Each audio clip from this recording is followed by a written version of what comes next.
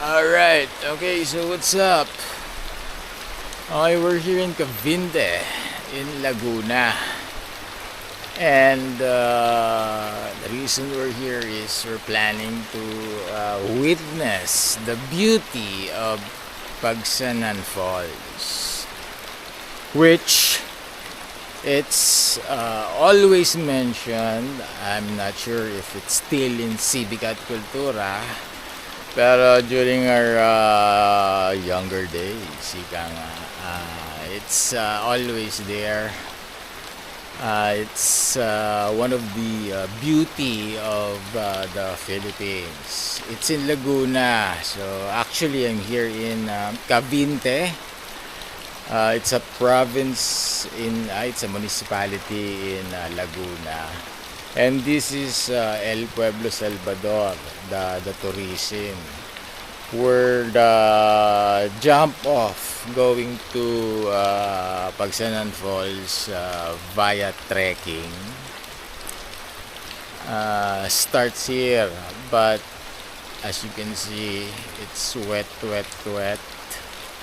It's raining and it's dangerous to go there. So mahirap na, baka madulas tayo or mahulog tayo sa bangin, diba?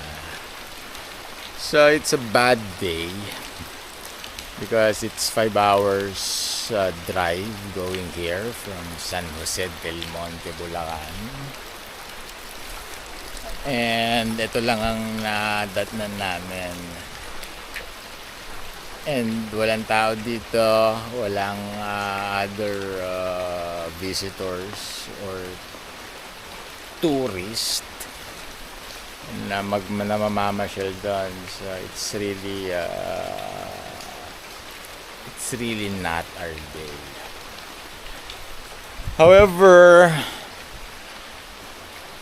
plan A sablay. So meron naman tayong plan B. So in Laguna, probably let's go to bahay ni Rizal or Yakult, or magbuko pa na lang siguro. Wala, ako, hindi ko alam. Laguna, wala, Enchanted Kingdoms. Anong gagawin mo sa Enchanted Kingdom? Walang choice. Kundi, yun nga, bahay ni Rizal, Yakult, or Mount Makiling. Mount Makiling, UP Los Baños, ano pa ba? Walang spot. Yun nga, Pagsanan, it's on my bucket list, diba? Since we're elementary. It's in Civic at Cultura. So I'm curious because maraming falls, diba? And it's mentioned. Ayun nga, this is the opportunity. Pero ito naman ang pala. Pero ganun talaga, bad weather. Pero hindi naman naalis yun Kung wala ng Civic at Cultura, Pagsanan Falls, it's always there. So yun nga, tiyagayin na lang ulit. Pero at least na-enjoy ko yung ulan. Na-enjoy ko yung ulan na kung saan umuulan din sa San Jose del Monte, Bulacan.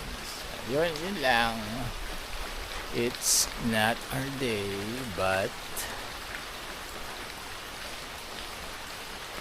ano ba? Basta yun. Enjoy ng ulan. 5 hours ulit. So tingin ko mag-SLEX na lang kami para madali. So again, in El Pueblo Salvador, Cavite, jump off going to Pagsanan Falls. Failed. Peace out. Maulan.